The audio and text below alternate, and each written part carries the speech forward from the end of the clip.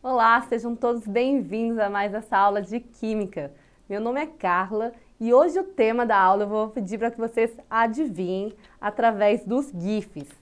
Então aqui a gente tem esse primeiro GIF, hein, gente? A gente tem o nenenzinho, coisa mais linda, dando limãozinho para ele, gente, ele fazendo essa carinha. Então aí fica a primeira dica da nossa aula. A segunda dica da nossa aula, a gente tem ali o Homer Simpson tomando um banho, mas eu quero que vocês prestem atenção no sabonete. Daí é a segunda dica ali para o tema da nossa aula de hoje. Próximo GIF, a gente tem ali o Salt Bae, né? Ele é um youtuber ali de churrascaria, né? De churrasco, que ficou bem conhecido por essa fórmula bem peculiar de jogar o quê? Sal. Fica aí a terceira dica para o tema da nossa aula de hoje. E por último, a gente tem aqui, ó, uma pessoa no meio da fumaça. Tá parecendo a gente aqui em Rio Branco, né, meu povo? Tá só fumaça aqui. Então aí a gente teve 4 dicas. Vocês conseguiram descobrir qual que é o tema da nossa aula de hoje? Então o tema da nossa aula de hoje é sobre ácidos, bases, sais e óxidos. Então essas daí são as funções inorgânicas. Então vamos falar um pouquinho sobre cada uma delas hoje. Então começando aqui pelos ácidos, né? A gente vai ter a definição de Arrhenius que fala que os ácidos são compostos formados por ligações covalentes que, quando dissolvidos em água, vão ionizar, ou seja, eles vão produzir íons em razão da ruptura de algumas dessas ligações covalentes. Então aqui a gente tem um exemplo, por exemplo, do HCl. Então o HCl em meio aquoso, ele vai ionizar o quê? Liberando H+ e Cl-. Então essa é a definição de ácido. Então, quais são as características ali dos ácidos? De novo, né, eu não resisti, coloquei aqui mais bebezinhos ali chupando limão, né? Então, a primeira característica do ácido é o quê? Que ele vai ter um sabor azedo. A segunda característica ali dos ácidos, que eles possuem o quê? Que eles conseguem conduzir ali corrente elétrica. Não sei se vocês já viram, mas tem vários experimentos ali que o limão ou a batata, ela consegue o quê? Conduzir eletricidade, ela consegue até carregar ali os celulares, né? Olha que legal. Outra característica ali do ácido é que ele forma o quê? Ele forma o gás hidrogênio quando reage com metais como o magnésio, o zinco e o alumínio, gente. Essa experiência eu já fiz e ela é muito legal, né? A gente vai colocar um ácido, vai misturar ali com os pedacinhos de alumínio e aí a gente vai encher um balão, né, com esse hidrogênio que foi liberado. E aí quando a gente explode esse balão, o hidrogênio ele é altamente inflamável e faz essa explosão bem bacana. Outra característica do ácido, gente, que ele é o quê? Ele é altamente corrosivo. Olha aí, a gente tem um ácido sulfúrico, né? Ele está colocando ali em cima de uma esponja e ela derrete completamente. Nesse outro GIF ali, ele colocou o quê? Uma colher, né, que deixou de existir, ela simplesmente derreteu ali no ácido. E vamos falar agora sobre a classificação dos ácidos, né? Então a gente tem várias classificações que a gente pode fazer em relação aos ácidos. A primeira classificação é em relação ao número de hidrogênios ionizáveis. Então eles podem ser monoácidos, quando eles ionizarem apenas um único hidrogênio. Eles podem ser diácido, quando eles produzem 2 hidrogênios ionizáveis. Eles podem ser triácidos, quando eles produzem 3 hidrogênios ionizáveis. Ou tetrácidos, quando eles produzem 4 hidrogênios ionizáveis. Aqui em relação à classificação, em relação ao número de elementos constituintes. Então eles podem ser binários, quando eles apresentam o quê? Somente 2 elementos, né? Então aqui a gente tem o HCl, então a gente vai ter só 2 átomos, um de hidrogênio, um de cloro. Eles podem ser ternários, né? Quando eles apresentam 3 elementos, então aqui a gente tem o H2SO4, ou ele pode ser quaternário, quando ele apresenta 4 elementos. A classificação em relação à presença ou não de oxigênio, né? Então a gente tem os hidrácidos, quando eles não possuem oxigênio ali na sua fórmula, e oxiácidos quando eles possuem o oxigênio ali na sua fórmula. E a classificação em relação à sua volatilidade. Então, a volatilidade é quando o gás, né, ele tem o quê? Um baixo ponto de ebulição e ele vai o quê? Ele vai conseguir, né, entrar em volatilização, em ebulição com um ponto bem baixo ali. Então, a gente tem o HCl, o HNO3, o ácido cianídrico e o ácido sulfídrico. E os demais ácidos, eles vão ser o quê? Eles vão ser fixos, ou seja, eles vão ter pouca volatilidade. Então, aí outra classificação do ácido é em relação à força. Então, os hidrácidos, o HCl, o HBr e o HI são ácidos fortes. O HF, né, o ácido fluorídrico, é um ácido semiforte ou moderado. E a gente tem o ácido sulfídrico e o ácido cianídrico, que são ácidos fracos. Em relação aos oxiácidos, a gente vai fazer o quê? A gente vai fazer aqui o cálculo, a gente vai pegar o valor de Y e vai subtrair pelo valor de H. E aí esse valor vai definir se o ácido ele é fraco, né, se o valor for igual a 0, né, então a gente tem aqui, né, o HClO. Então aqui o índice é 1, aqui do hidrogênio é 1, a gente subtrai 1 de 1, vai ser igual a 0. Então daqui é um ácido fraco. Se ele for igual a 1, vai ser um ácido moderado. Então, aqui a gente tem o H3PO4. Então, 4 menos 3 é igual a 1. Então, daqui é um ácido de força moderada. E se ele for igual a 2 ou mais, ele vai ser considerado um ácido forte. Então, aqui a gente tem o H2SO4. Então, a gente vai pegar o 4, vai diminuir por 2, vai ser igual a 2. Então, o H2SO4, né, que é o ácido sulfúrico, ele é um ácido extremamente forte. Então, vamos para a nomenclatura. Então, a gente tem a nomenclatura dos hidrácidos e a nomenclatura dos oxiácidos. A nomenclatura dos hidrácidos é bem simples. A gente vai pegar o quê? A gente vai colocar a palavra ácido, o radical do elemento, né, do átomo, que vai estar ligado, e o final hídrico, né? Vamos aqui para um exemplo. Então, a gente tem o HCl, que é o ácido clorídrico. O HBr vai ficar o ácido bromídrico. Então, é bem simples. A gente pega ali o radical do nosso elemento, né? Então, aqui é o bromo. E aí, a gente só adiciona o ácido no começo. E no final, na terminação, a gente adiciona o hídrico, né? Ficando o ácido bromídrico. Agora, quando a gente vai fazer a nomenclatura dos oxiácidos, né, que são aqueles ácidos que possuem oxigênio, a nomenclatura ela é um pouco diferente. A gente vai precisar o quê? Fazer o cálculo do NOx, né? Então, a gente vai calcular o NOx. Se der igual a 7, a gente vai adicionar o ácido, o sufixo per e o prefixo ico. Se ele for igual a 6 ou 5, a gente coloca só ali o ico. Se o NOx for igual a 4, 3 ou 2, a gente adiciona o oso. E se ele for igual a 1, a gente coloca o hipo e o oso. Vamos ver como isso funciona. Então, aqui a gente vai começar com HClO4. Então, o valor do NOx, do hidrogênio, é igual a 1+. Então, a gente vai multiplicar 1 vezes 1, que é o índice aqui do hidrogênio, vai ser igual a mais 1. E o NOx do oxigênio, gente, sempre vai ser igual a menos 2. Então, a gente vai pegar o menos 2 vezes 4, que é o índice aqui do oxigênio, né? Então, a gente tem 4 átomos de oxigênio e vai ser igual a 8. Então, a gente vai pegar o 8 menos 8, mais 1 vai ser igual a 7. Então, a gente vem aqui na tabelinha, né? Aqui o valor do NOx igual a 7, vai ficar como o nome desse ácido?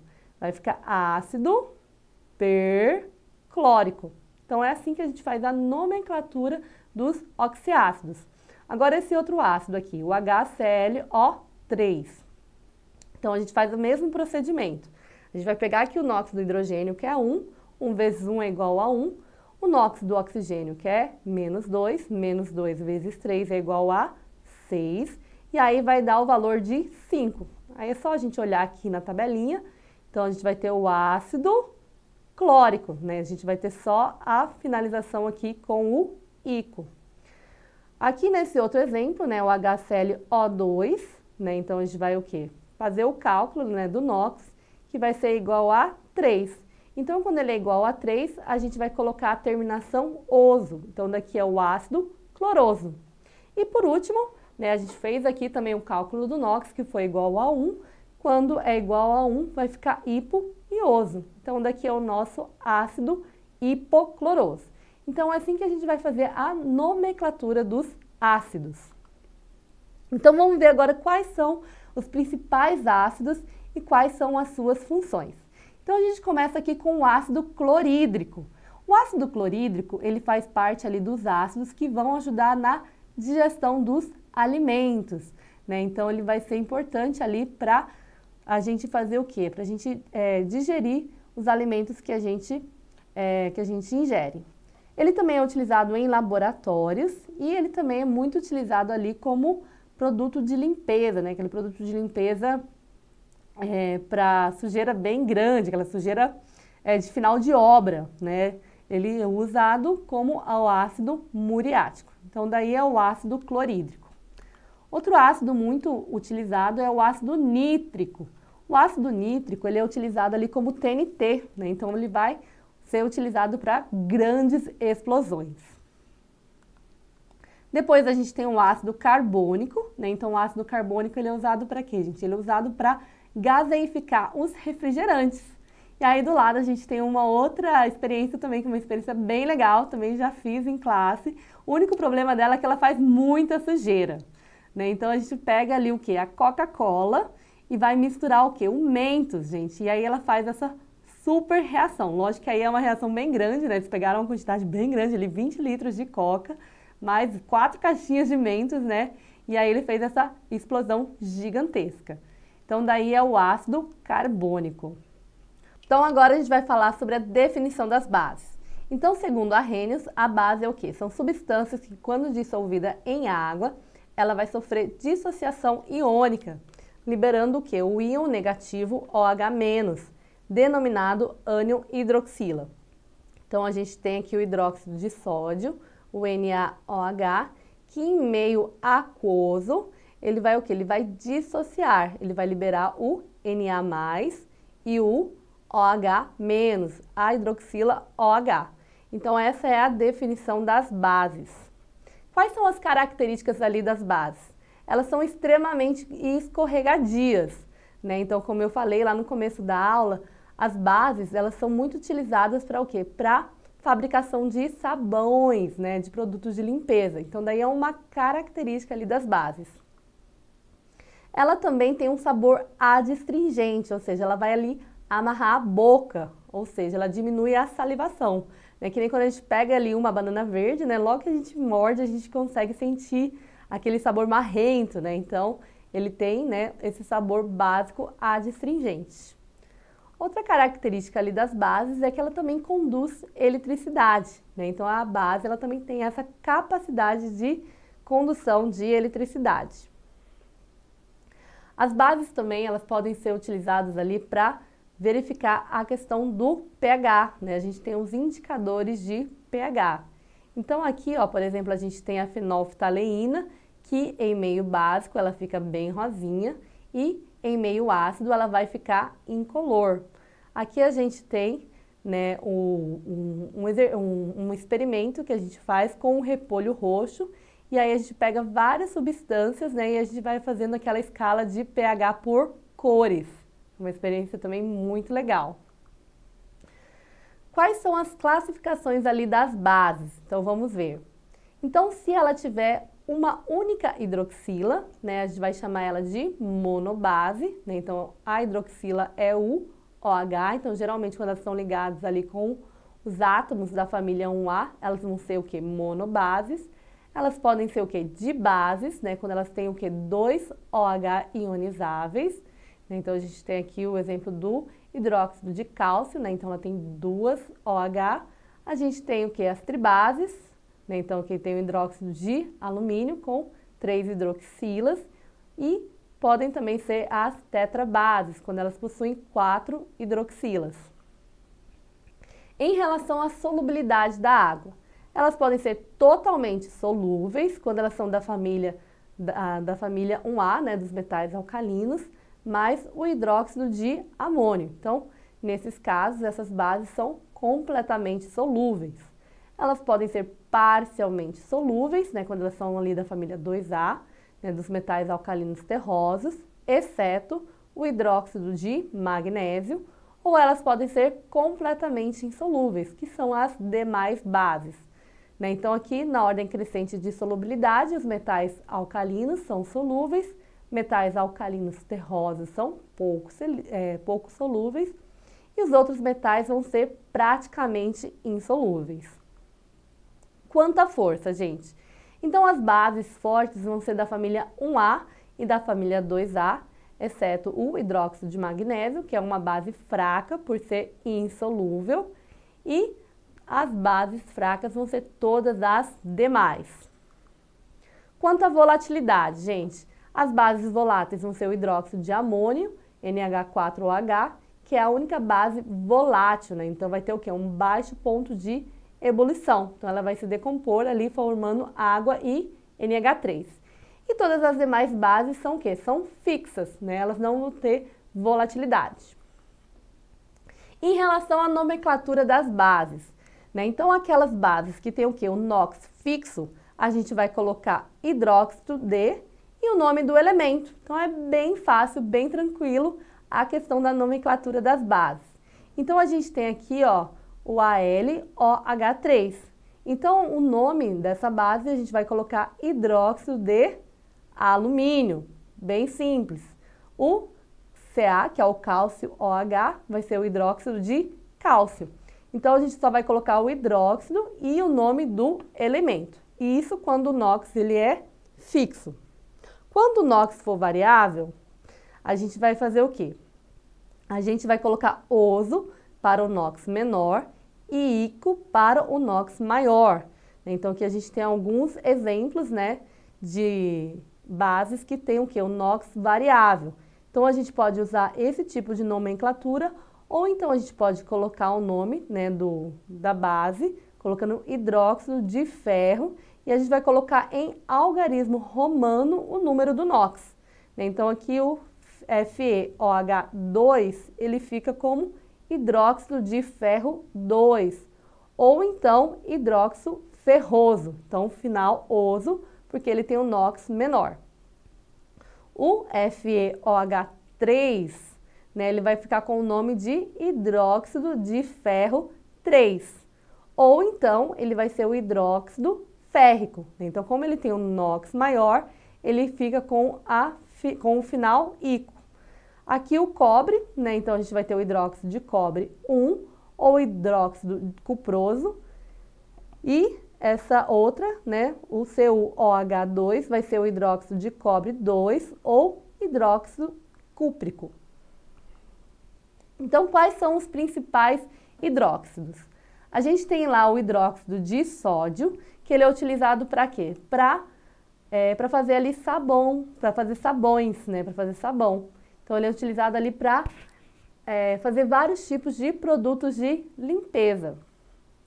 Aí a gente tem o hidróxido de amônio. Então, o hidróxido de amônio, ele é utilizado como fertilizante. Então, ele é jogado ali, né, no campo, né, para ajudar a fertilização da colheita e da plantação. A gente tem o hidróxido de magnésio, que ele serve para quê, gente? Ele serve para queimação. Não esse tipo de queimação aí do nosso GIF, mas para queimação estomacal. Né? Então, a gente tem ali o hidróxido de alumínio, a leite de magnésia, né, que é o hidróxido de magnésio, tem o gastrol, tem o eno. Então, ele é utilizado ali para queimação estomacal. E agora, a próxima função inorgânica que a gente vai falar é os sais, né? Então, eu coloquei esse GIF aqui, né? Então, os sais, depois a gente vai ver, eles têm essa capacidade de formação de cristais, né? Que eu acho muito bonito. Então, qual que é a definição ali dos sais? Segundo Arrhenius, o sal é toda substância que em solução aquosa ela vai sofrer dissociação liberando pelo menos um cátion diferente de H+, e um ânion diferente de OH-, né? Então, aqui a gente tem um exemplo do sulfato de cálcio, que em meio aquoso ele vai liberar o cálcio, né, com o cátion, né, 2+, e o SO4 com o ânion 2-. Então, aqui, para a formação do sal, a gente vai sempre ter o quê? A reação entre um ácido e uma base, formando ali o sal e água. Então, a gente tem aqui o hidróxido de sódio reagindo com o ácido clorídrico. Então, o NA vai se ligar ao cloro e o hidrogênio vai se ligar ao OH, formando ali o NaCl, né, que é o sal, mais uma molécula de água. Então, quais são as características ali dos sais? Então, como eu falei, né, ele tem o quê? Essa capacidade de formar cristais, né? Então, esse cristal a gente vai o quê? A gente vai pegar uma solução aquosa, a gente vai jogar o sal, vamos aquecer e aí depois a gente vai deixar ali durante algum tempo, né? Depois de uns dias, a gente vai ter a formação dos cristais. Outra característica ali dos sais é que ele tem um sabor salgado, né, gente? Acho que daí é bem fácil de prever. Ele também conduz eletricidade, assim como os ácidos, como as bases, né? Os sais conduzem ali a eletricidade. E em relação à classificação dos sais, né, eles podem ser normais, né, quando eles possuem o quê? Somente um tipo de cátion e somente um tipo de ânion. Eles podem ser hidrogenossais, quando eles possuem só um tipo de cátion e o seu ânion contém um ou mais hidrogênios ionizáveis. E eles podem ser hidroxissais, quando eles possuem só um tipo de cátion e o seu ânion contém um ou mais hidroxilas. Então, os oxissais ou sais oxigenados, né, que a gente tem um exemplo do K2SO4, e os sais não oxigenados, né, a gente tem o CaCl2. Então, daqui é em relação à presença de oxigênio. Em relação ao número de elementos, a gente tem os elementos binários, que são compostos de 2 átomos, os ternários, quando eles são compostos de 3 átomos, e os quaternários, quando eles são compostos de 4 átomos.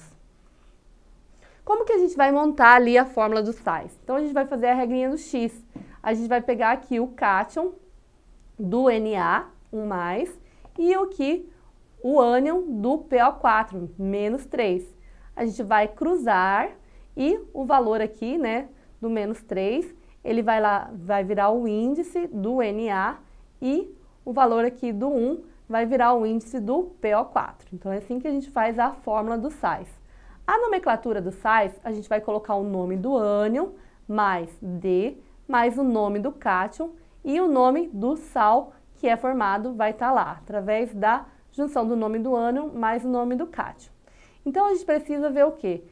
O ácido de origem, né, desse sal. Então, se ele terminava ali em hídrico, ele vai ficar como eto. Se ele terminava em ico, ele termina em ato, vai ficar ato. E se ele terminava em oso, vai ficar ito. Vamos ver como que isso fica.